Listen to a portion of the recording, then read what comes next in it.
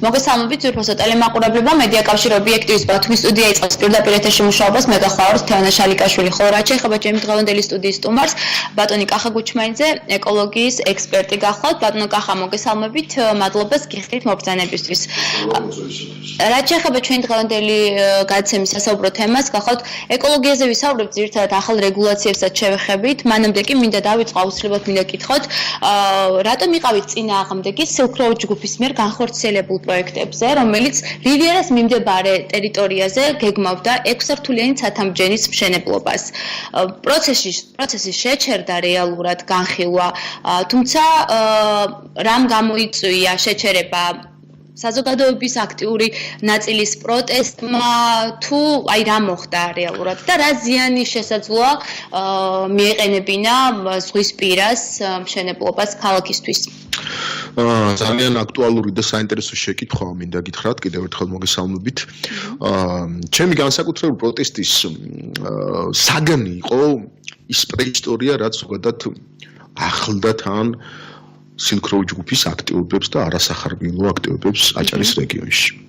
მე არა ვარ ურბანისტი, შეიძლება როგორც მოქალაქეს კონტექსტში ჩემი შეხედულება და როგორც მოქალაქე, რა თქმა უნდა, ვაპროტესტებ ზოგადად ისტორიული ზონაა, ეგრეთ წოდებულ ჭაჭის ტერიტორიის მიმდებარე ტერიტორია და ვფიქრობ, რომ ბათუმის ეგრეთ წოდებულ პირველ კვადრატში ზღვისპირა ზოლში, ჩემთვის როგორც ერთი რიგითი მოქალაქისთვის მულტიფუნქციური მრავალსართულიანი 6 შენობის ჩადგმა მულტიფუნქციური ამას მე ხას უსვამ არ იქნებოდა განსაკუთრებული ეფექტის მომტანი არც ტურისტული კუთხით, არც ურბანისტული კუთხით, ზოგადად ქალაქისთვისაც იერსახის კუთხით არ იქნებოდა მიზანშეწონილი, ამიტომ როგორც მოქალაქე ამას რა თქმა უნდა უპირისპირდებოდი და თვლიდი რომ რაღაც პროტესტის გზნობას იწვევდა და აღმოჩნდა რომ ეს პროტესტის გზნობა არა მხოლოდ მე, არამედ ბათუმის ძალიან დიდ ნაწილს გააჩნდა.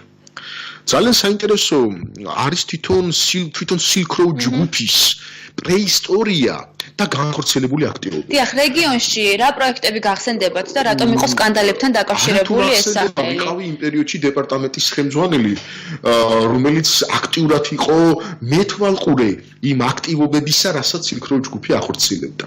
მე არაერთხელ უანგავი ტელევიზიის პირდაპირ ეთერში განვაცხადე ამ საკითხთან დაკავშირებით, რომ თუკი ჩვენ შევთანხმდებით იმაზე, რომ ფულის წარმომავლობას და ზოგადად ფულს სუნი არ აქვს, მაშინ ეს პრობლემა არ არის და შეიძლება ვიღაც კრიმინალმაც მოპარული თანხები დააბანდოს და სახელმწიფომ ამაზე არაფერი არ თქვას.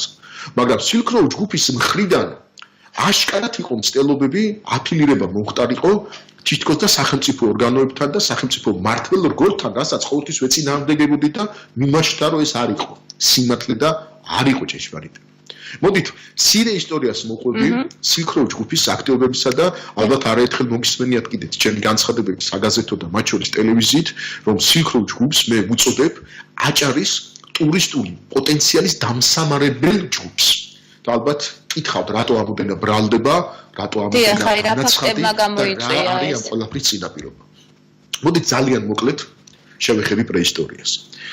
2005 წლის 21 ოქტომბერს საქართველოს ეკონომიკის სამინისტროსთან ურთიერთგაგების და თანამშრომლობის მემორანდუმი გააფორმა სილქ ჯგუფმა, რომელმაც თქვა, რომ ჩვენ მზად ვართ მაქსიმალური გავაკეთოთ, მოვიყვანოთ და დავაინტერესოთ ყაზახეთიდან შესაბამისი ბიზნეს ჯგუფები და ავაღორძინოთ, ხერხზე დავაყენოთ, განმავითაროთ ტურისტული პოტენციალი და რეკრეაციული ზონების შექმნათ აჭარაში. 2006 წლის 14 თებერვალს მთავრობის თავმჯდომარის დადგენილებით გაფორმდა ნაწყიდობის ხელშეკრულება და 22 ობიექტი, მათ შორის 1/5-ის 51% ნაწილი, გადაუფორმდა სილქ ჯგუფის შვილობილ კომპანიას აჭარა რიზორტ ბივის, რომელიც სწორედ ამ გადაფორმებამდე ერთი კვირით ადრე ოფშორულ ზონაში ნიდერლანდებში დაარსდა. ძალიან საინტერესო დამთხოვები ხდება. და გადაუფორმა პრინციპში $7.5 მილიონი, აქედან $4.5 მილიონი იყო აი ეს ნაწყიდობის ხელშეკრულების თანხა, დანარჩენი თემლების და ეკომიგრანტების გამოსასახლებლად. ძალიან საინტერესო მომენტი მოხდა იმაში, რომ თლიანობაში სილქ ჯგუფს გადაეცა 30,000 კვადრატულ მეტრზე მეტი ტერიტორია. მასზე მიმული შენობა ნაგებობებით. და გამოსასახლებელი იყო 1121 დევნელი ოჯახი და პლუს ამას 100-მდე ეკომიგრანტი ოჯახი. როგორ დამთავრდა ეს ყველაფერი, როგორ მოხდა გამოსახლებები, რამდენად იყო დარწმული საერთაშორისო ნორმები, დევნილთა უფლებები, რომ ამ ხალხის პრინციპში პირწმინდად გაწირვა და ქუჩაში დატოვებასთან ჰქონდა ჩვენ ადგილი, რამაც ძალიან ცუდი ეფექტი მოგვცა ჩვენ მსოფლიო მედიაშიც და ზოგადად საზოგადოებაშიც. ამ ყველაფრის უკან იდგა ეს სილქ ჯგუფი რა კუთხით. მე არ ვამბობ, რომ სილქ ჯგუფის ინიციატივით მივიდა იქ სპეცნაზ, მაგრამ სილქ ჯგუფის ინიციატივა იყო სწორედ ის, რომ ის ღებულობდა ვალდებულებას, რომ აღორძინებდა, აყვავებდა და ფეხზე დააყენებდა აჭარაში ტურისტულ პოტენციალს. და საინტერესოა, რომ მას გადაეცა აჭარის შავი ზღვისპირა რეგიონის საუკეთესო ნაწილი. ეს არის, როგორც ბათუმელმა გადასარევად იცით, რომ ეს არის მესხეთის მედიას ტერიტორია მიმდებარე ტერიტორია. და ასევე მახინჯაურშიც თუ არ ვწდები რამოდენიმე ძველი შენობა ნაგებობები. ასე შემდეგ და ასე შემდეგ. მთლიანობაში 22 ობიექტი საკმაოდ დიდი იმაზე მიმაგრებული, ესე ვთქვათ, მიწის ნაკვეთით და ასე შემდეგ მთელი ინფრასტრუქტურით. პირობა იყო ასეთი, ის გამოასახლებდა დევნილებს, მიცემდა კომპენსაციას და გაახორციელებდა კონკრეტულ პროექტებს, იყო სასტუმროებზე, პანსიონებზე, საუბარი აშენებაზე და ინფრასტრუქტურაზე. მივიღეთ შედეგად რა. გიორგი რამიშვილმა, სილქ ჯგუფის მფლობელია და სწორედ მიშვილებელი კომპანია იყო აჭარის ოდბივი. პრინციპში ძალიან მოკლე დროში საკმაოდ საეჭვო რეპუტაციის მქონე ყაზახურ ბანკში, თურან ალემში, რომლის ისტორიაც მოგვიანებით ძალიან საინტერესოდ ვითარდება. ბანკი ეჭვმიტანილი იყო ფულის გათეთრებაში და უახლოესი რამოდენიმე წლის უკან ის გაკოტრდა და სახელმწიფომ გამოაცხადა მისი ნაციონალიზაცია მოახდინა, ესე ვთქვათ. სწორედ ამ ბანკში 10 წელზე უფრო მეტი ხნის მანძილზე გიორგი რამიშვილმა და სილქ ჯგუფმა იპოთეკით დატვირთა ეს მთელი ქონება და ტერიტორია. რითაც პრინციპში გააცოცხლა, ესე ვთქვათ, ფული. მე არ ვადასტურებ, მაგრამ მას ეჭვი იმისა, რომ ჩვენ საქმე გვაქვს კონკრეტულ ფინანსურ მახინაციასთან და აფიორასთან. გასაგებია, რომ ხელშეკრულების პირობებით გათვალისწინებული იყო ის, რომ მას ჰქონდა უფლება იპოთეკით დატვირთვის. გასხვისების და ასე შემდგომ, მაგრამ მას ხომ სამინისტროს წინაშე ჰქონდა აღებული ვალდებულება, როგორც ეკონომიკის სამინისტროში საქართველოს ცენტრალურს, ასე ადგილობრივ ხელისუფლებასთან და ის არის, როგორც თვითონ აცხადებს, ძალიან კარგი და ესე რესპექტაბელური რეპუტაციის მქონე ბიზნესმენი მოახდინა, ესე ვთქვათ, ამ ყველაფრის რეალიზებას და პროექტების ხორჩესებას. ფაქტია, რომ პრინციპში გარდა ერთი პროექტისა, ისიც დაახლოებით 9 წლიანი დაგვიანებით, ცოტა ნაკლები დაგვიანებით, სილქ ჯგუფმა აშენა თავისივე ტერიტორიაზე რედისონი, ეგ არის მისი ტერიტორია და დანარჩენი ტერიტორია დარჩა უთვისებელი. მე დავსვი ძალიან მარტივი შეკითხვა. თუ ამ ადამიანს არ უნდა გაეკეთებინა ეს ტერიტორია, რატომ მანამდე არ დააბრუნა? ერთი. მეორე, თუ ის რესპექტაბელური და შეძლებული ბიზნესმენია, რატომ ვერ მოახერხა ინვესტორების მოძიება ან კაპიტალ დაბადების განხორციელება? და მესამე, თუ კი საფრთხე უნდა გაეკეთებინა და მხოლოდ ფული გაეცოცხლებინათ თურან ალებში, რატომ გამოასახლეთ ეს დევნილები? რატომ დავტოვებთ ასობით ოჯახი ძალიან მძიმე მდგომარეობაში? ის ხშირად ამბობს და როცა მე მას პირადად დაუსვი შეკითხვა, რომ პანო გიორგი, რა გახდა წინაპირობა იმისა, რომ თქვენ არც ერთი პრინციპში გარდა რედისონისა მიუხედავად იმისა, რომ ქონდათ ვალდებულება აღებული ჯერ 2008-ში გაგეკეთებიათ, გადაგივადდათ, შემდეგ 2009-ში, შემდეგ კიდევ გადაგივადდათ, შემდეგ კიდევ გადაგივადდათ და სახელმწიფო მაქსიმალურად ცდილობდა, რომ ხელი შეეწყო, რატომ ვერ განახორციელებდა? მისი პასუხი იყო ძალიან გამაცუფრებელი, რომ მან თქვა, რომ მას დაემთხვა ომი და ეგრეთ წოდებული იპოთეკური კრიზისი. მე დავსვი ძალიან მარტივი შეკითხვა. ბატონ გიორგი, იგივე იპოთეკური კრიზისი და ეს ომი საქართველოში სხვა ბიზნესად შეიხო, თუმცა სწორედ ომის შემდგომ გამვითარდა ისეთი ბინადრშენობა და აპარტოტელების მშენებლობა, როგორც არის ორბი, ალიანსი, მათ შორის აშენდა შერატონ და ასე შემდგომ. აღარ დავიწყებ მათ ჩამოთვლას. ანუ ჩვენ პრინციპში ვირტუოზულ, მე არაერთხელ აღნიშნე, ვირტუოზულ, ესე ვთქვათ, მახინაციასთან და თაღლითობასთან გვაქვს საქმე და მე სულ ვამბობდი.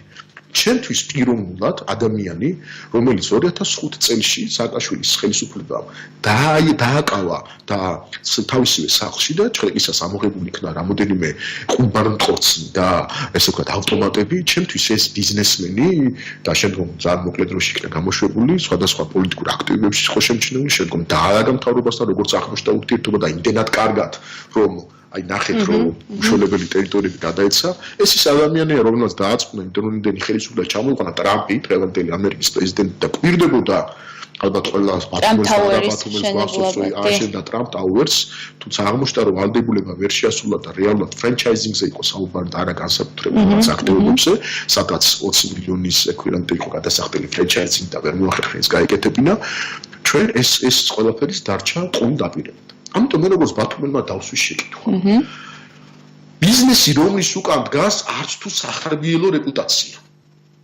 ბიზნესის უკან რომლის ბექგრაუნდი არ არის ძალიან გამორჩეული წესიერებით რომლის ბექგრაუნდი აფილირებულია ვერის საძმოსთან, კრიმინალურ გარჩევებთან, სახიდან ამოღებულ ყუმბარებთან და ავტომატებთან, რომლის ბექგრაუნდი ასოცირებული არის პროექტებთან, რომელსაც მოყვა აჭარაში ტურისტული პოტენციალის დასამარება. ელემენტარულად სახელმწიფო ვერ მოახერხა შემდგომ იმის გამო, რომ ქონდა იპოთეკი დატვირთული, ამ ტერიტორიების არც ვერც გაყიდვა, ვერც რაღაც საკონკურსო პირობით გაცემა. 2 წლის მანძილზე მინდა გითხრათ, აწარმოებდა ფინანსთა და ეკონომიკის სამინისტრო მოლაპარაკებას, რომ ესე ვთქვათ, იპოთეკა მოიხსნა და სადღაც თვალწვდები 2014-ში მან მოხსნა თუ 13-ში ზუსტად ვერ ვიხსენებ იპოთეკა.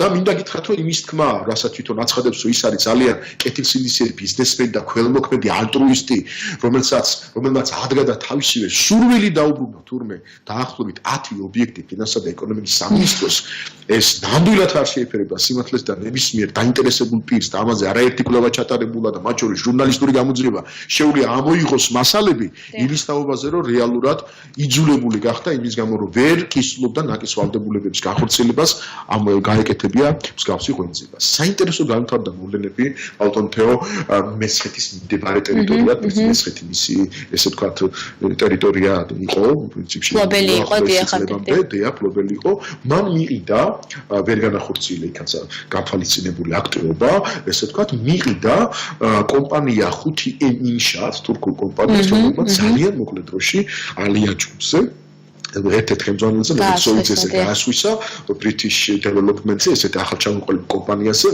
და იქ ეხლა ხორციელდება კონკრეტული აქტივობა, რასაც ეხლა მე როგორც მოქალაქე არავარ ურბანისტაში გამჭირდება ვისაუბრობ. თუმცა რამდენ მიესალმებით ზღვის პირას პირველ ზოლში ჩვენ დაგეგმარების ქალაქში მსგავს მშენებლობებს, მაღალსართულიან კორპუსებს. რევიზორში მოიწვია გიორგი რამიშვილმა ბათუმის სამოქალაქო სექტორის წარმომადგენლები. იქ განაცხადა, რომ მისმა ექსპერტებმა წყავდა მოყვანილი ექსპერტები კულტურული მემკვიდრეობის საკითხებში, მან განაცხადეს, რომ ხო მაშინ და ბათუმში ერთი აი უკვე ზღვისპირა ზოლში ერთი მაღალი შენობა მიუთითა აი იმ რედისოზე სადაც ხდება შეხვედრა. იქვე არის ნიშაატის აშენებული მაღალსართულიანი მულტიფუნქციური კომპლექსი. აი ეს თუ უკვე დაკეთთაო, აი დამთავრდა, იმიტომ რომ აი რაღაც ეს გაკეთდა, ჩათვალეთ რომ უკვე აზრი არ აქვს რაღაც ბათუმის ლანდშაფტური ვერსახის დაცვას და მისი ურბანისტიკის სპეციფიკაციის შენარჩუნებას, რასაც პრინციპში ძალიან დიდი ხმაური მოყვა დარბაზში, პრინციპში ვფიქრობ რომ მას ძალიან როგორც პიროვნებას ძალიან უჭირს კომუნიკაცია და მე ურჩევდი მას, თუმცა არა ვარ მოვალე რაიმე რჩევები მიცედა არც ამან დიდი სურვილი, მაგრამ ზოგადად ვიტყოდი რომ ურჩევდი რომ ამ საკითხით უნდა გავდება, იმიტომ რომ ის სადაც მივიდა შეხვედრაზე ყოველთვის რაღაც ისეთი განცხადებები მოყვა, რომელიც უკვე მის წინააღმდეგ იმუშავა და ძალიან საინტერესო განცხადებები მოყვა. თუ დაინტერესდებით მე შემიძლია გითხრათ, ის მოუწოდებდა ბათუმში, ესე ვთქვათ, შეხვედრაზე მისივე სასტუმროში მოწოდებოდა მოყვანილ სექტორს, სამოქალაქო სექტორს ძალიან კაცრად და ესე გადაწყვეტით ამბობდა, რომ აი თებერვალში მე პირველ თხრილს გავაკეთებ ჭაჭის კოშკის მიმდებარე ტერიტორიაზე. აი ამაზე მინდა გითხოთ, რამდენად სათუოა ეს გადაწყვეტილება, აშენდება თუ არ აშენდება, როგორ ფიქრობთ? ტერიტორია გამოცხადდა ისტორიულ ზონად. დიახ, როგორც ურბანისტები გეუბნებიან, ქალგონთეო, რეალურად, ოდესაც მოხდა ამ ტერიტორიის ჯეოგრაფიკის მიერ გადაგზავნა, ეს ტერიტორია გამიზნულად იქნა სხვა მიბმულ ტერიტორიებთან ერთად ამოგებული.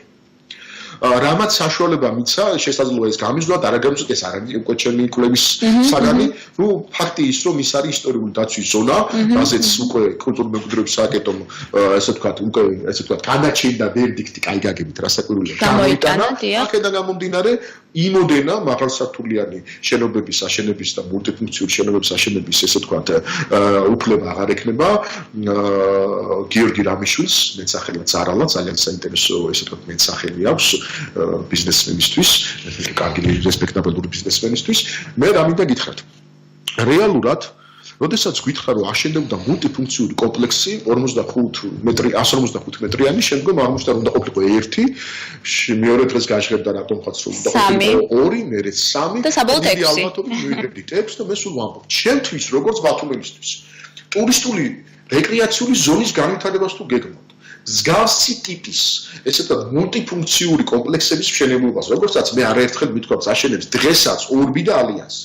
ფიქრობ, რომ არის მხოლოდ და მხოლოდ ერჯერადი ფისკალური ეფექტის მომცემი, რაც ვერასდროს ვერ შეუწყობს და ვერ იქნება ხელშემწყობი პირობა ტურიზმის განვითარებაზე. მე კიდევ ერთხელ მინდა ვთქვა, რომ როგორც პიროვნებას, ჩემთვის არ არის საინტერესო და არანაირად მის პიროვნებას არ ვეხები და არ განვიხილავ როგორც გიორგი რამიშვილს, მე მხოლოდ ვეხები კომპანიას და მის აქტივობებს და როგორც ერთ მოქალაქეს მივეჩნია, რომ ის აქტივობები, რაც მათი მხრიდან იქნა აჭარაში განხორციელებული, არანაირ კრიტიკას ვერ უძლებს და რეალურად ვთვლი, რომ ეს იყო ზარალის მომტანი აქტივობები ჩვენი რეგიონისთვის. ანუ კახა ბოლო პერიოდში განსაკუთრებით და არა მხოლოდ ბოლო პერიოდში მუდმივად არის პროტესტი იგივე მშენებლობებზე, მოქალაქეები აქ საზოგადოების აქტიური ნაწილი ამბობს, რომ მშენებლობები ცათამბჯენების შენდება იქ, სადაც არც ამის საშუალება, ან არც გეოლოგიურად მონაცემების შესაბამისი და მუდმივად არის, მოკლედ ბრძოლა, ესე ვთქვათ, ხელისუფლებას, ინვესტორებსა და მოქალაქეებს შორის.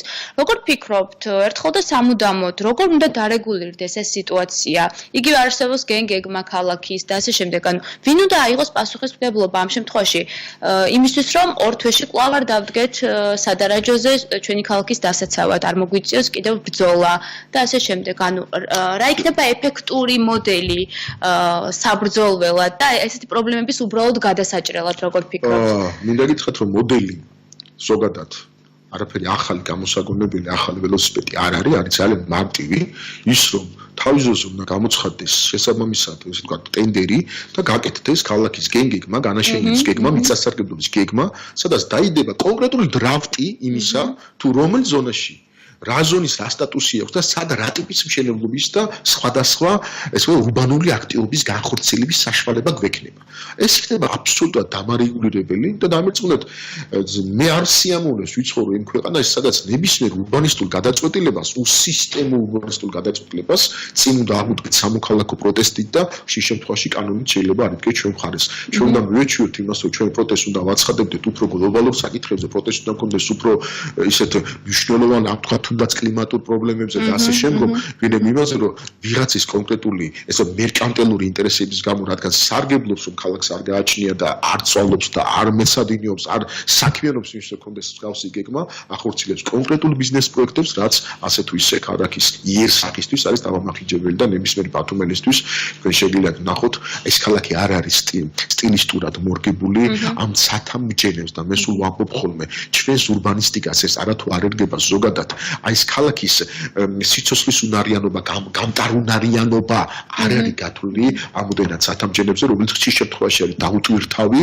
და უმეტეს შემთხვევაში არის მტვერის ბუდე და ვერ ასრულებს იმ დატვირთვას ქალაქის ურბანისტიკაში, რასაც უნდა ასრულებდეს. მიმაჩნია, რომ ზღვისპირა ზოლში სანამ არ იქნება კონკრეტული ხედვა ჩამოყალიბებული საითკენ მივდივართ, სანამ არ განსაზღვრავთ იმას, რა გვინდა ამ ქალაქიდან, გვინდა იყოს რეკრეაციული ტურისტული, რა კუთხით, გვინდა იყოს თქვათ რაღაც მხოლოდ ზაფხულის ტურიზმზე მორგებული და ადაპტირებული, მაშინ რა გეგმავთ ამისთვის, გვინდა იყოს კამპუსების ქალაქი, მაშინ მოდით საგანმანათლებლო სეგმენტს მივხედოთ და იქნებ ეს თემა უფრო დავძრა და უფრო აქტუალური გავხადოთ. ანუ ამაზეა საუბარი, სანამ არ ექნება ქალაქს კონკრეტული ხედვა, არა გეგმა, არამედ ხედვა, კონცეპტუალური ხედვა, რა დანიშნულების ქალაქში გვინდა ვცხოვრობდეთ და რა ფუნქცია უნდა ქონდეს ქვეყნის თლიან ფერხოლში ამ ქალაქს. მანამდე ჩვენ გაგვიჭირდება და ყოველთვის იქნებით იმ სისტემების სწრაფი, რაც აი თუნდაც ჩემი სახლის გვერდით ეხლა შენდება, თუ ასეთი ალიანს თუ ობი აშენებს, უშუალებელი 45 საათზე არიან უკვე ასული მშენებლობა, გარდა იმისა, რომ იქვე ახლო ცხოვრების სამშენებლო პროცესში არის მტვერი და ეს შეწონილი ნაწილაკები ჩვენ ჯანმრთელობისთვის და ზოგადად რესპირატორული სისტემისთვის არც თუ ისე სახარბიელოა, ამას ჭალებში თუ ასაკუთვნია, გარდა ამისა არის ხმაურის და რაც დაჯადი ქმედება, ეს სიმართლე გითხრათ ხმაური ზოგადად მაგალითად კანონმდებლობიდან გამომდინარე რაღაც კონკრეტულ დეციბელებზე ზევით, ან დაჯადიქმედება არ არის, ამის შემოწმება არ ხორციელდება, კანონმდებლობა ხშირად კოლიზიურია, ვერ ხდება ეფექტური აღსრულება, ზოგადად ჩვენ გვაქვს იგივე დანაგვიანება, როცა ხშირად ანაგვიანების მშენებლობის პროცესში გარემოს სამშენებლო კომპანიებით თუ უნებლიეთ, რამდენადაც ვიცი არ ხორციელდება შესაბამისი რეგულაციები. ხორციელდება იშვიათ შემთხვევაში, რადგან ჩვენ ყოველთვის გვაქვს ნებისმიერ შემთხვევაში რესურსის ნაკლებობა და აღსრულების პრობლემა.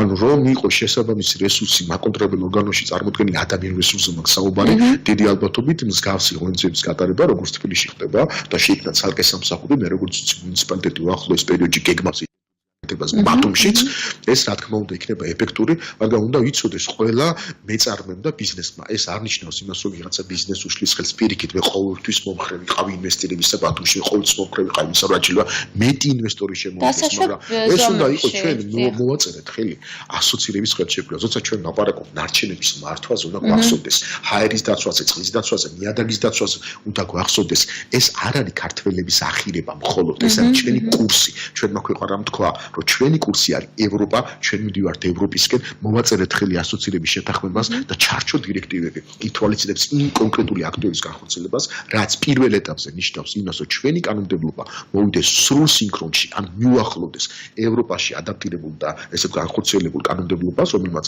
ძალიან კარგი ესე ვთქვათ ისტორია გაიარა და უკვე ძალიან კარგი ბექგრაუნდი აქვს ამ კუთხით და ჩვენაც არ გვდაგჭირდება ამ კუთხით ახალი ინოვაციების შემუშავება, ერთადერთი ის, რომ ჩვენს არსებულ რეალობას მოვარგოთ, აი ამაზეა სწორედ საუბარი, რომ ვიცოდეთ რა გვინდა, რა კუთხით მივდივართ, რომ ჩვენთვის ევროპაა მთავარი და ევროპაში მისასვლელად სწორედ ის აქტივები უნდა განვახორციელოთ და ეს არის ჩვენი ახირება, ეს არის ჩვენი კურსი, ჩვენი ქვეყნის და თითოეული მოქალაქის გადაწყვეტილება. ესე გებია, უხვის მადლობა.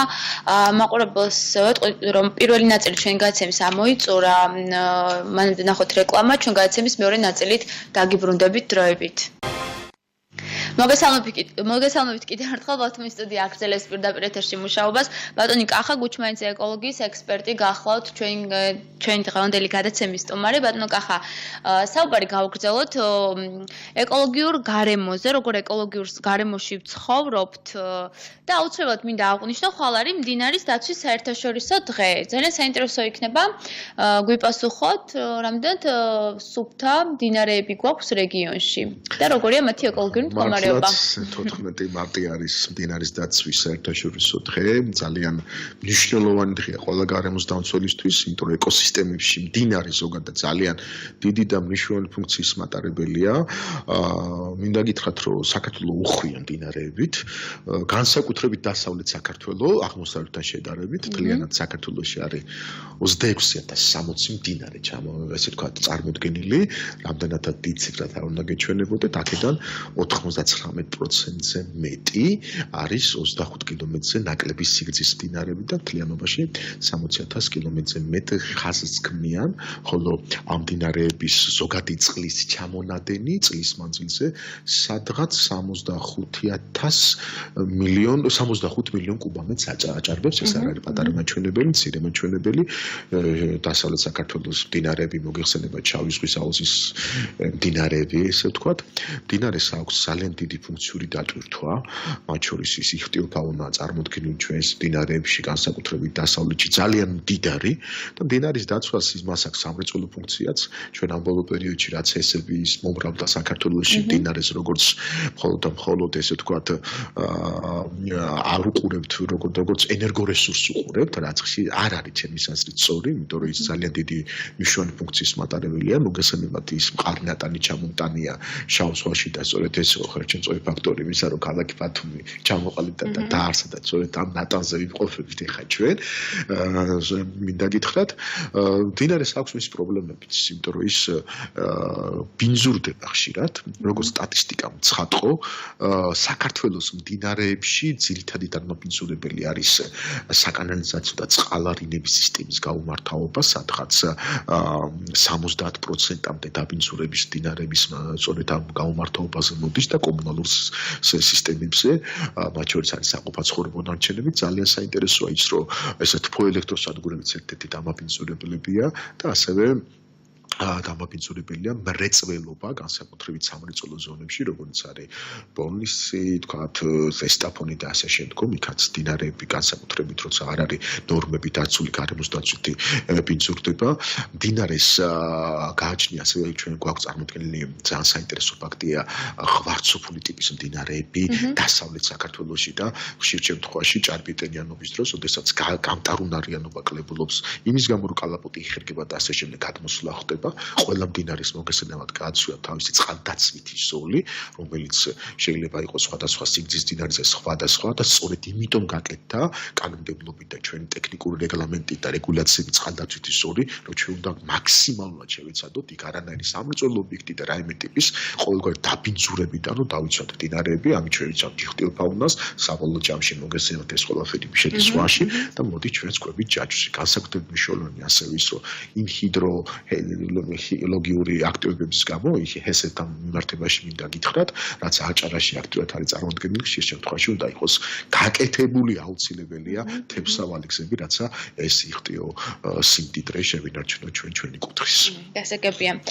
რამდენად ეკოლოგიურად სუფთა გარემოში ვცხოვრობთ, კახა, ჩვენ ვისაუბრეთ მშენებლობის პროცესში დატოვებულ ნარჩენებზე, ზოგადად ნარჩენების გადამუშავებაზე. ფაქტია, რომ არ გვაქვს ნაგავსაყრელი, სადაც მოხდება ამ ნარჩენების გადამუშავება. აი ეს მდგომარეობა რომ შეაფასოთ და ზოგადად როგორი ჯაჭვია, რას იწვევს შედეგად, მე რომ გითხრათ, რომ ჩვენ ვიმყოფებით სახარბილოდ კარგ მდგომარეობაში, ფაქტი არ დამიჯერებთ და სულ დადიახმით რომ არ დამიჯეროთ, იმიტომ რომ გარემოსდაცვის კუთხით არც რეგიონში და არც ქვეყნის მასშტაბით არ არის კარგი მდგომარეობა. მე მოგიყვანთ რამოდენიმე მაგალითს, მაგრამ სანამ მაგალითს გეტყოდით, ზოგადად ქვეყანაში ატმოსფერული ჰაერის მთავარი დამაბინძურებელი არის ავტოტრანსპორტი. სადაც 80%-ზე ოდნავ მეტი, 75-დან 80%-მდე დაბინძურების, ატმოსფერული ჰაერის დაბინძურების ძირითადი ნაწილი მოდის ავტოტრანსპორტზე, გაუმართავ ავტოტრანსპორტზე, მოგესალმებით კატალიზატორები არ გააჩნიათ და ხდება გაფრქვევა ნაწილაკებისა და სადაც 180 ქიმიური დასახელების ქიმიური მინარევების ხორციელდება, მათ შორის გარემო და ზოგადად ბუნება და ჩვენი ესე ვთქვათ მერქული რესურსი ამის მხოლოდ 50%-ს აღადგენს. მინდა გითხრათ, რომ ჩატარდა ძალიან საინტერესო კვლევა ერთ-ერთი საერთაშორისო ორგანიზაციის მხრიდან თბილისში და სამ ფოკუს ჯგუფში მოხდა ესე ვთქვათ კვლევის ჩატარება თმაში ტყვის შემცველობას. ტყვია მოგესალმებით ერთ-ერთი მთავარი კატალიზატორია დაბინძურებისა, განსაკუთრებით ტრაფიკის დაბინძურებისა და მანქანის ავტოცანაცვლოდ საშუალებით დაბინძურებისა და გაკეთდა სამ ფოკუს ჯგუფზე. ეს იყო პენსიონერები, რომლებიც თავის პენსიაში ცდილობენ რომ დაისვენონ და თქვა ცენტრალურ უბნებში შეინდობენ თბილისის. ეს იყო ადამიანები, რომლებიც გარემომაჭრეები არიან და ასევე თბილისის შემოგარენში მაცხოვრებელი ადამიანები. აღმოჩნდა, რომ ის პენსიონერები, რომლებსაც 2-დან 5 საათამდე საშუალოდ შეინდობენ თბილისის ესე თქვა ტრაფიკის გადაჭედი ცენტრალურ უბნებში, მათ თმაში შემცველობა ტყვისა დასაშვებზე სადღაც 3-ჯერ მეტი იყო. საკმაოდ კატასტროფულ მდგომარეობაში იყვნენ გარემომაჭრეები, რომლებიც მთელი დღის მანძილზე უხჭირი გარემოს გამოზიან და ვაჭრობენ ცენტრალურ უბნებში. იქაც გადაჭედი ტრაფიკის გამო შემცველობა არა 3-ჯერ, არამედ გაცილებით მეტჯერ იყო. შედარებით სახარბილო სიტუაცია იყო თბილისის თაწმინდა სოლომაკის დასახლებაში ისეთ შემაღლებულ ტერიტორიებში. მინდა გითხრათ, რომ ბათუმში მთავარი დამაბინძურებელთან ერთად არა მხოლოდ ტრაფიკი, არამედ ჩვენი დაგავსაყრელი და ასევე პორტის არასწორი ფუნქციონირება და სისტემური ოპერაციული პროცესის ხრევა. თქვენ გიპასუხებთ ეხლავე, თქვენ ახლა როგორც ბათუმელს დარწმუნებულა რა ერთხელ გინახავთ, რომ ხშირ შემთხვევაში, როდესაც ნავთობის დატვირთვა ხდებოდა ბათუმში, ეხლა იკლო ამ ბოლო პერიოდში, ლაყე კვერცხის სამსგავსებდა ხშირად ახლომდებარე მოსახლეობა, ეს იყო მომწავლელი, ანუ ხშირ შემთხვევაში ოპერაციული პროცესები დარღვევით ხდებოდა უნაპირო გენნის სადგომზე მიწოდება დასაშვება ატმოსფერულ სიმძლავრეზე უფრო მეტით, იმიტომ რომ დრო მოეგოთ კონკრეტული კორუფციული განებების გამო ოპერატორ კომპანიებს და ნაცვლად იმისა, რომ მიწოდებული ყოფილიყო ცოტა ნელი ატმოსფერული დაშვებული ატმოსფერული წნევით, მეწოდებოდა უფრო ძლიერით, რის გამოც ფილტრები ვერ უცლებდნენ, ხდებოდა ემისირება შეწონილი ნაწილაკების და მავნე ნივთიერებების შესაძლოა ჰაერში, რაც ხდებოდა გაბნევა და ჩვენს იქვე მცხოვრებ მოსახლეობას არც თუ სასურველ ატმოსფერულ ჰაერს, ესე ვთქვათ, აძლევდა შემადგენლობას არც თუ სასურველს დასახარბიელოს, რაც ხშირ შემთხვევაში სხვადასხვა დაავადების გამოწვევი იყო, ზოგადად სტატისტიკით გეტყვით, რომ სოფლიო მასშტაბით, სოფლიო ჯანდაცვის ორგანიზაციის დადგენით დადგინდა, რომ სოფლიოში ყოველწლიურად 6.5 მილიონი ადამიანი იღუპება ატმოსფერული ჰაერის არაჯანსაღი შემადგენლობით გამოწვეული დაავადებების გამო. მათ შორის არის გულსისროთა დაავადებები, ვასკულარული დაავადებები, ალერგიული დაავადებები, ლორწოვანი და ასე შემდგომ, გაზის ანთება და ასე შემდგომ. ნუ აღარ დავკონკრეტდები ამ დეტალებზე, მათ შორის აი განსაკუთრებით ახალშობილი ბავშვებისთვის. ეს არის ესე თავი დამაბინძურებელი ჩვენთვის არის ქალაქ ბათუმში ნაგავსაღრელი რომელიც მოისკენ გააგრძელებდეთ უსიამოვნო სუნი ახსენეთ განსაკუთრებით გაზაფხულიდან თელი ზაფხულის განმავლობაში გვიან შემოდგომამდე უსიამოვნო სუნი აბსოლუტურად პირდაპირ მნიშვნელობით თუ ვიტყვით ეს არ იქნება გადაჭარბებული მომწამვლელი სუნი იგრძნობა აეროპორტის ადგილის დასახლებაში რომელიც ქალაქის მიმდებარე ქალაქის ნაწილზეც კი გადმოდის და ვრცელდება რით ახსნით ამას ალბათ ლოგიკურად უკვე არ არის რთული ასახსნელი, მინდა გითხრათ პირდაპირ, იქვე ცხოვრება მოსახლეობაც იცის ეს ყველაფერი ძალიან კარგად და მე თუ მკითხავთ არაერთ ექსპერტს უფრო კარგად, რომ ორი ძირითადი ესე ვთქვათ სახიფათო და საკმაოდ ის რომ რეალურად ის ადამიანები რომ მოდით ჯერ იდენტიფიცირება მოვახდინოთ დამაბინძურებლების პირველი დიდი ალბათობით ეს უნდა იყოს ადლის ეგრეთ წოდებული ნაგავსაღრელი რაც ყველავადა ეს ექსპლუატაციის გავიდა. დღეს რომ ხდება იქ ნარჩენების დეპონირება უკვე დარღვევა, იმიტომ რომ კოდექსი გათვალისწინებული რეგულაციებში არ ჯდება, თუ გნებავთ მე შეგვიძლია ამ საკითხს ჩავგრმავდე და ასევე გამწვენდი ნაგებობა მოგესალმებათ იქვე ახლოს არის განთავსებული და ხშირ შემთხვევაში როცა ამბობენ რომ იცით ჩვენ არა ვართ ამ ყველაფრის ესე ვთქვათ და ჩვენ არაფერ შუაში არა ვართ, პირდაპირ გეტყვით რომ არიან შუაში, იმიტომ რომ თუ თქვენ მიხვალთ ახლომდებარე ტერიტორიაზე გამწვენთ ნაგებობასთან, იქ აშკარად იგრძნობა არასასიამოვნო სუნი და ბუნებრივია, როდესაც შეწონილი ნაწილაკების და მავნე ნივთიერების კონცენტრაცია და ემისირება ხდება ატმოსფერულ ჰაერში, ეს რო ჯანმრთელობისთვის სასარგებლო არ არის, ეს ცხადია და ამას თავისი ესე ვთქვათ უარყოფითი შედეგები მოაქვს და რა თქმა უნდა ძალიან არასასურველი და დამღუპელია ჩვენი სხვადასხვა დაავადების გამოწვევია. რა თქმა უნდა მოხდეს ამ ყველაფრის იდენტიფიცირება, შესწავლა და შესაბამისი ღონისძიების გატარება, რაც ძალიან რთულია, იმიტომ რომ ნაგავსაყრელის კონსერვაცია საკმაოდ დიდ ხარჯებთან არის დაკავშირებული. უნდა გავითვალოთ, რომ ის ფაქტიც, რომ ცეცხლაურის ნაგავსაყრელის მშენებლობასა და ექსპლუატაციაში შეცვლა საუკეთესო პროგნოზებით ალბათ 2 წელიწადი დაჭირდება. აი დღევანდელი მონაცემები თუ პირობითად მშენებლობა დაიწყება დღეს, ექსპლუატაციაში სავარაუდოდ ექსპლუატაციაში და შევიდეს როგორც ტექნიკური რეგულაციები თვალისწინებს თვითონ მათ მიერ დადგენილი ტექნიკურ-სამშენებლო რეგულაციებით და სამშენებლო პროექტით 18 თვეში, ეს არის უკვე წელიწად ნახევარი პრინციპში, აქედან გამომდინარე, მოდით დავსვათ შეკითხვით, ჯერ არ დაწყებულა, ვარაუდობენ რომ კაი შემთხვევაში, საუკეთესო შემთხვევაში შესაძლოა დავიწყოთ ინფორმაცია გაქვთ როგორც ვიცი და ისინი ამტკიცებენ, მაგრამ ამტკიცებულება მესმის უკვე მოწლებია, რომ აი ზაფხულში დაიწყება ეს ყველაფერი, სადაც არის დაიწყება ეს ყველაფერი, თუმცა ამ ეტაპზე ჯერ არ დაწყებულა, ზაფხულის დაწყების შემთხვევაში სავარაუდოდ 2 წელიწადი ამ ყველაფერს დაჭირდება, ერთი ამ ყველაფრის ესე ვთქვათ შექმნა, მოწყობა, აშენება, შემდგომ დაჭირდება ოპერირება, რაც მენეჯმენტს მოითხოვს, ეს არ არის იოლი მენეჯმენტი, შესაბამისი სპეციალისტებია საჭირო და მართვა ამ ყველაფერს. გარდა ამისა, პირდაპირ გეტყვით, რომ ქვეყანას და ზოგადად რეგიონს, ამ შემთხვევაში რეგიონზე მაქვს საუბარი, არ გააჩნია კონკრეტული მიდგომა ამ მართვის კუთხით და გეტყვით რატომ. ნუ რატომ, იმიტომ რომ სავარაუდოდ არ არის ან სპეციალისტების მოთხოვნა ამაზე რომ ჩართონ საქმეში, ან არ არის ნება, მაგრამ არის სხვა ფაქტორებიც. თავარ ფაქტორად იმეჩნია ის, რომ ჩვენ უნდა აღვიქვათ ნარჩენი არანაგვად, როგორცაც ამას აღვიქვამენ. ნაგავი არის ის, რასაც არაფერი აღარ ეშველება, არც რეციკლირება, არც აღდგენა, არც არაფერი და უნდა განთავსდეს და დეპონირება მოხდეს ნაგავსაყრელზე. სხვა შემთხვევაში უკვე 21 საუკუნის დასაწყისიდან სოფლიომ ძალიან კარგად მიხვდა, რომ ეს არ არის ნაგავი და ეს არის რესურსი, ეს არის ნარჩენი, რომლის ან აღდგენა, ან ხელახალი გამოყენება, ან რეციკლირება, გარდა იმისა, რომ ზოგავს ესე ვთქვათ სათბურ ენერგიას, გარდა ამისა, აი მარტო მაგალითს გეტყვით, პედ ბოთლები, რომელთაც თქვენ არაერთხელ ალბათ წყალს მიირთმევთ, იგივე კოკაკოლის ბოთლებით, იაპონიის ესე ვთქვათ ოლიმპიური ნაკრები იმოსება, იქედან ნაწარმოები პოლიმერული, ესე ვთქვათ ნაჭრით ამზადებენ შავალ კოსტუმსაც, ესე და პერანგსაც, ჰალტურსაც და ასე შემდგომ და ჩვეულებრივი ტანსაცმელია, პრინციპში უდანაკარგო, ეგრეთვე waste free ქვია, უდანაკარგო ნარჩენების მართვასთან გვაქვს საქმე და ძალიან საინტერესოა და ვფიქრობ რამდენად შესაძლებელია იგი რას თქმა უნდა არის შესაძლებელი, მე შემიძლია.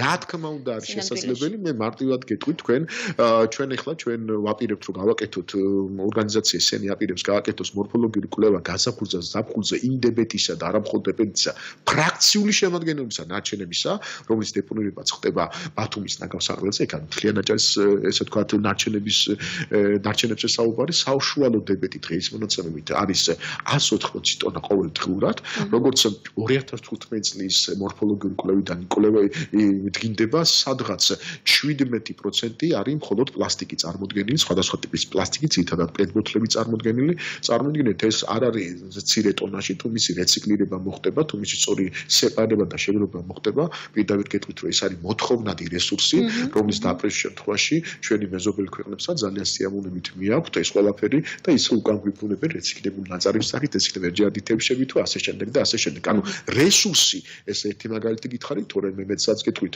ჩვეულებრივად იგივე მეორადი საბურავებიდან ხდება შერევა და სპეციალური ესე ვთქვათ მინარევებით ქსების დაგება და ეს უკვე აპრობირებულია დიდ ბრიტანეთში და შოტლანდიაში უკვე დაიწყეს ამის გაკეთება და საკმაოდ ეს ვთქვათ იაფიცარი და არაძვირად და უფრო მდგრადი და უფრო ელასტიკური, ანუ ყოველთვის შეიძლება სწორად არგენტინაშიც ნარჩენებიდან გზებს აგებენ, ანუ მიდგომა მთავარი სწორი სპეციალისტების ჩათვლით, სანამ ჩვენ ქვეყანაში ძალიან მარტივად საკითხი არ გვექნება მოთხოვნა იმაზე, რომ დარგი მართოს პროფესიონალმა, ვისაც მინიმუმ რაღაც დონეზე საერთაშორისო არსებულ პრაქტიკაზე აქვს წარმოდგენა, მანამ ჩვენ ფონს ვერ გავართ, იმიტომ რომ მე მესმის რომ რაღაც დარგ შეიძლება მართავდეს არაპროფესიონალი და უყურებდეს პოლიტიკას, მაგრამ ოდესაც მიდის სპეციფიკურ დარგებზე საუბარი, ვფიქრობ და დღემდე ვარ იმ მოსაზრების, რომ მუნიციპალურ ორგანიზაციებში და არა მხოლოდ რეგიონალურშიც უნდა იყვნენ წარმოდგენილი სპეციალისტები. გასაგებია. ლოგიკურად გადავალთ შემდეგ შეკითხვაზე, რაც კავშირშია აბსოლუტურად ერთმანეთთან. რამდენად ეთანხმებით რეგულაციას, რომელიც ტექნიკური რეგლამენტით არის გათვალისწინებული და 1 აპრილიდან ამოქმედება. ეს ეხება იგივე პოლიეთილენის პარკებს და ასე შემდეგ. ანუ რამდენად ეთანხმებით. ძალიან აქტუალური შეკითხვა. და რას აი მაყურებელსაც რომ აუხსნათ, ანუ რას მოიცავს ეს, რა რეგულაციაა საუბარი. მადლობთ ამ შეკითხვისთვის, სხვათა შორის ინათ აქტუალური რომ 1 აპრილი კარს მოგვადგა. მოგესალმებით თქვენ როგორც ხვდები საუბარი გაქვთ 472 ტექნიკურ რეგლამენტზე, რომელიც პლასტიკთან დაკავშირებით და ზოგადად პლასტიკის პარკთან დაკავშირებით შესაბამის მასალაზე მაქვს საუბარი, ესე ვთქვათ რეგულაციებს ამკვიდრებს საქართველოში. მოგესალმებით ძალიან საინტერესოდ განვითარდა ქალბატონთა მოვლენები. ჩვენ გარემოსდაცვითი ძალიან გვიან შევიტყვეთ, რომ ეს რეგულაცია, ტექნიკური რეგლამენტი გამოვიდა 2018 წლის 14 სექტემბერს და რატომ ესე ციფრებით და რიცხვებით გესაუბრებით გეტყვით. 14 სექტემბერს გამოვიდა საკმაოდ გვიან გავიგეთ ექსპერტებმაც, გარემოსდაცვითებმაც, რომ მსგავსი რეგულაცია შემოვიდა, სადაც გვითხრეს, რომ აი 1 ოქტომბერს 15 მიკრონზე ქვევით პოლიეთილენის პარკს, ან პლასტიკის პარკს ვერ განათავსებთ ბაზარზე და იგზალება მისი წარმოება, რეალიზება და ექსპორტი. ანუ ერთ ჩვენიერ დღესაც პლასტიკის პარკის მწარმოებელმა კომპანიებმა აღმოაჩინეს უცებ გათენდა და აღმოაჩინეს, რომ ის პარკები, რასაც ისინი აწარმოებდნენ, სულ სხვა ტექნიკურ მიდგომებს და რეგულაციებს საჭიროებს. მოდით ვთქვათ, მანამდე უმეტესად იყო წარმოდგენილი 15 მიკრონზე ქვევით პარკები, ხოლო ეხლა რეგულაცია 1 ოქტომბრიდან დაადგინა, რომ ეს უნდა იყოს არაუმცირეს 15 მიკრონისა. ერთი მე ამით მეზდება დანახარჯი, მეორე ტექნოლოგიური პროცესი უნდა შევცვალო და პლუს ამას დაედო ვალდებულება იმისა, რომ განეთავსებია ინფორმაცია და ინფორმაციის განთავსება გასაკვირველია ხდება საკმაოდ ძვირი, პირდაპირ გეტყვით, საკმაოდ ძვირი სიამოვნება, იქ თავსდება ინფორმაცია და ეს ტექნიკის სტანდარტთან დაკავშირებით, ესევე შემადგენლობაზე, რამდენი მიკრონია და შეყესეს სრული დასახელება. აქედან გამომდინარე, ესეც საკმაოდ თანხებს მოითხოვს. მივიღეთ ის, რომ რაღაც პერიოდის მანძილზე რეგულაცია მოქმედებდა, მაგრამ აღსრულება სასანქციო კუთხით არ მომხდარა. ანუ რეალურად იყო პირწმინდა, ესე ვთქვათ, სახელმწიფო გადაწყვეტილება, ალბათ უფრო გონივრული ის, რომ მუნიციპალიტეტმა თქვა, რომ მე რომ ეხლა გაუშვა ჩემი ზედამხედველი ორგანოები, მათ შორის გარემოსდაცვითი დეპარტამენტმაც იგივე ითიქრა და მივიდე და შევიდე ნებისმიერ სუპერმარკეტში, ნებისმიერ მაღაზიაში, ნებისმიერ სასტუმროში, ნუ სადაც გნებავთ. ყველა მოიხმარს ცელოფანს, ხო, ყველა ოპერატორია რაღაცა ცელოფანს, არა? რეალურად ალბათ ერთი დღის მანძილზე ათეულობით 1000 ლარს ჯარიმის სახით შემოიტანდნენ ბიუჯეტში, მაგრამ ამას მოყვებოდა ადამიანების მეცნიერე კავშირი, მათ შორის მსხვილი წარმოებლები, ქალბატონო თეო, რომლებიც ძალიან აქტიურად და დიდი რაოდენობით ისეთ ბრენდირებული სუპერმარკეტები მოიხმარენ, რომლებიც მოიხმარენ ამ ბრენდირებულ პარკებსვე, მირეკავდნენ და გვეუბნებოდნენ რა გავაკეთოთ. რეალურად ბაზარზე არ იყო იმ მომენტში მიმწოდებელიც კი, რომელიც ესე ოპერატიულად ერთ დღეში მიაწოდებდა 15 მიკრონზე ზევით პოლიეთილენის პარკს. რამაც გამოიწვია ის, რომ ჩვენ მივიღეთ რეგულაცია, რომლის აღსრულებაზე თავადვე თქვით უარი. იმიტომ რომ არა უარის შემთხვევაში ეს გამოიწვევდა არც თუ სასიამოვნო და სასურველ შედეგებს. თან არჩევნები იყო იმ პერიოდში. ნუ შემდგომ მინისტრმა უკვე შეხვდა მსხვილ წარმოებლებს და რაღაც დონეზე მიიღო სიტყვიერი შეთანხმება საუბარი, რომ მოდით არ დაგაჯანოთ რაღაც პერიოდი და ეცადეთ გადახვიდეთ 15+ მიკრონზე. მივიღეთ შედეგად რა? გვეუბნებია რომ ეს 15 მიკრონზე ზევით აღარ იქნება 1 აპრილის შემდეგ, ოღონდ 2019 წლის. ანუ თქვენ მომეცით მე საშუალება რომ გადავიდე და შევცვალო ტექნოლოგიურ პროცესში 15 მიკრონზე ზევით და მაძლევთ კაი შემთხვევაში 6 თვეს, საუკეთესო შემთხვევაში და მეუბნებით რომ მოდი ამით იმუშავე და 6 თვის მერე შენ ამასაც ვერ გააკეთებ, რადგან 1 აპრილიდან თავიდან ოქსოდეგრადირებადი აკრძალული იყო ისედაც ყველანაირი აიგზალა ის რომ მხოლოდ უნდა იყოს შესაფუთი მასალა ბიოდეგრადირებადი და კომპოსტირებას დაქვემდებარებული. ანუ უკვე გასაგებად რომ ვთქვათ, უფრო მაყურებლისთვის ეს არის პარკი, რომელიც ეს არის პარკი, ჩვეულებრივ შესაფუთი მასალა, პარკი, რომელიც მზადდება ბიოლოგიური მასალიდან, ორგანული მასალიდან და რომელიც ძალიან მოკლე პერიოდში იღწნება ან ეგრეთ წოდებულ კომპოსტირებას. ეკრიბდება კომპოსტირება, მოგესწრებათ, ეს არის ღონისძიება, რომელთაც სასურსებლო ჩვენ ეკოლოგიურად სუნთქას, ხშირ შემთხვევაში აჭარაშიც და არა მხოლოდ აჭარაშიც ევროპაში ხშირად იყენებენ მსგავს სასუქს, ესე ვთქვათ, კუსტარული მეურნეობაში, რომ აი ამას რასაც ექვემდებარება. ანუ ამისთვის არის გრანულირების შემოსატანი ცალკე, უნდა მოიძებნოთ ცალკე არხები, მოიძებნოთ ცალკე შემომტანები, განსაკუთრებით ზვირია შედარებით ამბობენ რომ ორჯერ უფრო ან 2.5-ჯერ მეტად ის გრანულები რომელიც ბიოდეგრადირებადია. რაც რეალურად ბაზარზე ფასს გაზრდის. რაც თქმა უნდა ზის ბაზარზე ფასს და ბასის ბაზრთან ერთად ეს ყველაფერი ჩვენ ყიდველებს გვაწვება ეს ყველაფერი ეს და ზურგზე. თუმცა აქ კიდევ ცალკე რეგულაციის შემოღებას აპირებს სახელმწიფო, თუმცა მე ამ რეგულაციასაც ახლა ვიტყვი, მივესალმე, ეს არის წარმოებლის გაფართებული ვალდებულება. ანუ რას გულისხმობს ის? ის წარმოებელი, რომელიც აწარმოებს პარკს, პედ ბოთლს, საბურავს და ასე შემდგომ, ის რაც შემდეგ შეიძლება იქცეს სპეციფიკურ ნარჩენად, ანუ ნარჩენად, რომელიც შემდეგ სპეციფიკაციებს საჭიროებს მისი მოპყრობის და მართვის კუთხით, უნდა შექმნან ან ასოციაციები ან რაღაც ორგანიზაციები ან დამოუკიდებლად განახორციელონ მათ მიერ წარმოქმნილი ესე ვთქვათ ნარჩენის ესე ვთქვათ მართვა და შემდგომ ესეთ განთავსება და რაც არის მასთან დაკავშირებული რეგულაციების ბოლომდე მართვა. რაც ასე თუ ისე ჯერ ბოლომდე არ არის მიღებული, თუმცა კოდექსით გათვალისწინებულია, თუმცა დებულება არ არის დელეგირებული ჯერ კიდე ეს თავისთავად პროცესი კარგია, მაგრამ მე ვთვლი რომ ოდესაც ვხებულობთ გადაწყვეტილებებს, სახელმწიფო არ არის მხოლოდ პიწმინდა გამტარებელი ევროკავშირის და ზოგადად ასოცირების ხელშეკრულების ჩარჩო დირექტივების კალბატონთეო. ამის უკან დგას პოლიტიკა. სწორედ სახელმწიფოს და გარემოს დამცველებს ვინც ღებულობს ამ რეგულაციებს, ევალებათ ის რომ ბიზნესი არ დააყენონ დარტყმის ქვეშ. თქვენ წარმოიდგინეთ, რამდენად სახელმწიფო მდგომარეობა ჩავარდა ბიზნესი, რომელსაც ერთ დღეს ეუბნება რომ ის რამოდენ მილიონი საქონელი, რომელიც ეხლა შენ გაქვს დასაწყობებული, დღეს დილიდან ვეღარ გაყიდი. ანუ ეს რამდენად კარგი შეიძლება იქ მუშაობს ათეულობით ადამიანი. ყოველგვარი წინასწარ ისინი გავაფრთხილეთო ადამიანო, როგორ გააფრთხილოთ, როცა უამრავი მსხვილი ოპერატორი მე მირეკავდა და მეუბნებოდა გვიშველეთ, მე რა უნდა მეშველა, მაგრამ მაინც რომ რაღაც მოვიფიქროთო. არ უნდა დაჭირდეს იმ რეგულაციის მიღება, სადაც შემდგომ უკვე სიტყვიერი და ჯენტლმენური შეთანხმებით უკვე მინისტერი მოვალე, რომ რაღაც დონეზე სიტყვიერად დავარეგულოთ, მოდით არ შეგეხებით დროებით და აბა თქვენ იცით რაღაც გააკეთეთ. მოდი ჯერ მოიტანეთ ჩემამდე ინფორმაცია. ჯერ უზველყავი საჯაროობა, ჩემი წვდომა, ჩვენც კი არ ვიცოდით, ბევრმა გარემოსდაცვითი მსგავს რეგულაციების შემოღებას ესე უცებ, ესე მოკლე დროში აპირებდნენ.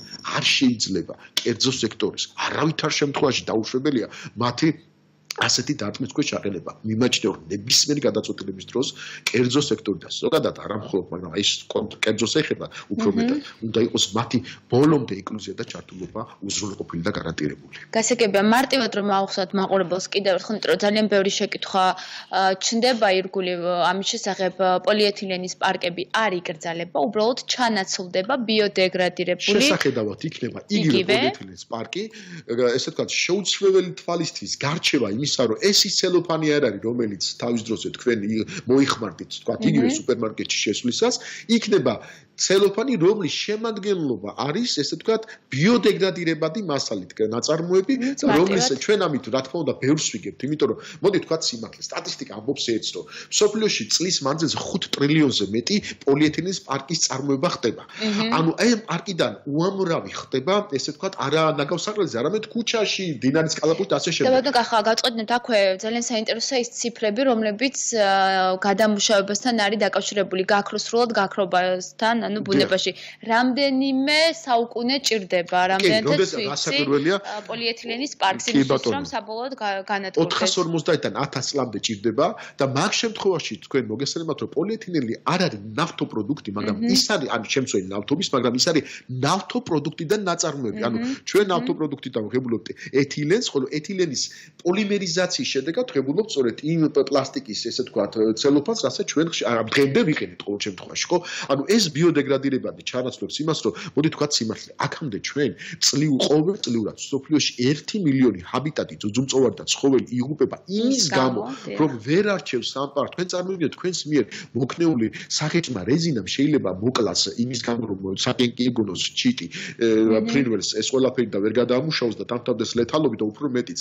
ყველაზე ერთ-ერთი მნიშვნელოვანი კულს წითელი ნუსხის სახეობა, ერთ-ერთი სახეობა, რომელიც გადაშენების პირასაა მისული, ხშირ შემთხვევაში ზოგადად იკვებება მედუზებით, ზღვაში მოხვედრილი ცელოფანს ვერაცხოვებს მედუზიდან და ხდება მისი ლეთალობის ესე და არაერთი ფაქტი ფიქსირდება, ძუძუმწოვარი, მილიონამდე ცხოველი, ზღვის წარმომადგენელი ზოგადად და ფრინველი იღუპება წლის მანძილზე, ეს რაც დაახლოებითი, ესე ვთქვათ, მიდგომებით და დათვლით აღრიცხეს გარემოსდაცვითი. აქედან გამომდინარე, ეს არის კატასტროფული მაჩვენებელი, თქვენ ნებისმიერ დროს შეგიძლიათ ჩაიაროთ ზღვის ზოგადად დინარის კალაპოტებთან აჭარის ტერიტორიაზე, როცა მაღალმთიანეთში მიდიხარ და უამრავი ცელოფანი მათ შორის ტყეში არის მიმობნეული. ანუ ჩვენ ხომ გარანტია არ გვაქვს, რომ ვთქვათ, მოქალაქე, კონკრეტული მოქალაქე იმდენად წესიერი იქნება, რომ ყოველთვის ურნაში მოათავსებს. ჩვენ ხო გარანტია არ გვაქვს იმას, რომ სწორად განახორციელოს მის მართვას. ამიტომ ჩვენ რო დაზოული ვიყოთ თქვენი არაჯანსაღი გარემოსდაცვით შემთხვევაშიც კი თქვენს მიერ მოქნეული, ესე ვთქვათ, ბიოდეგრადირებადი პარკი და შესაფუთი მასალა უახლოეს თვეებში მის დეგრადაცია მოხდება, ისე რომ ის გარემოსთვის საზიანო არ იქნება. ძალიან კარგი. ეს ძალიან მნიშვნელოვანი. და ძალიან მოკლედ, როგორ გავუფრთხილდეთ გარემოს ჩვენს ირგვლივ რჩევები, იგივე ადამიანებს, რომლებიც ეს ალბათ უფრო თვითშეგნების საკითხია და ამას სავარაუდოდ ჩვენ საზოგადოებაში კიდევ ბევრი წელი დაჭირდება. როგორ გავუფრთხილდეთ გარემოს ჩვენს ირგვლივ? სულ ამბობ ხოლმე ერთ ფრაზას. ვიტყვი რუსულად, თუ შეიძლება чисто там где не ссорят. Там სისუფთავე არის იქ, სადაც არაფინ იცოლებენ. იაპონიაში მაგალითად დღეს რო რეციკლირების კუთხით და ზოგადად სეპარირების კუთხით ერთ-ერთი წამყვანი ქვეყანაა, ქალბატონო თეო. ბავშვთა დღეს ძალიან კარგად ასეპარირებენ და ძალიან მოწადინებულები და აი თითქმის ნულოვანი ნარჩენის წარმოქმნის დონეზე არიან მისულები და ძალიან მაღალი ტექნოლოგიები აქვთ. ბავშვობიდან, სკოლიდან და საბავშვო ბაღიდან ასწავლიან და უტარებენ ექსკურსიებს და აჩვენებენ, რომ მათ მიერ მოქნეული და ესე დასეპარირებული ნარჩენი რა რესურსი მიიღება, სად მიდის, როგორ მუშავდება, როგორ ხდება ინსენერაცია და ბავშვობიდან იზრდება ის, ამიტომ რამიდან თქვა, თვით შეგნება ცნობიერების ამაღლების დონეს. აქ ყველაზე დიდი მნიშვნელობა. აქედან გამომდინარე, რაც შეიძლება მეტი პიარი, აი თუნდაც ეს გადაცემა, რომ ჩვენ გვაქვს სამი საშუალო ქვეყანას მოუწოდოთ და მოქალაქებს, რომ მოდი ჩვენ ჯანმრთელობა, ჩვენი შვილების ჯანმრთელობას ვფრთხილდებით. ამის ეს უკვე წინ გადადგმული ნაბიჯია. ვფიქრობ, მსგავსი ტრენინგები და აქტივობები იქნება ერთ-ერთი წინაპირობა, რომ ჩვენს გონებაში შეიძლება ყველაფერი. ძალიან დიდი მადლობა სტუმრობისთვის, საინტერესო საუბრისთვის, წარმატებებს გისურვებთ. მოკლედ გავუფრთხილდეთ გარემოს, რომელშიც ცხოვრობთ, უნდა დავანაგვიანებთ ჩვენს ირგვლივ ტერიტორიებს. ბათუმის სტუდიიდან თეონა შალიკაშვილი და კახა გუჩმანიძე ეკოლოგიის ექსპერტი ვსაუბრობდით. ჩვენ ერთმანეთს მომდევნო გადაცემაში შევხვდებით. ნახვამდის.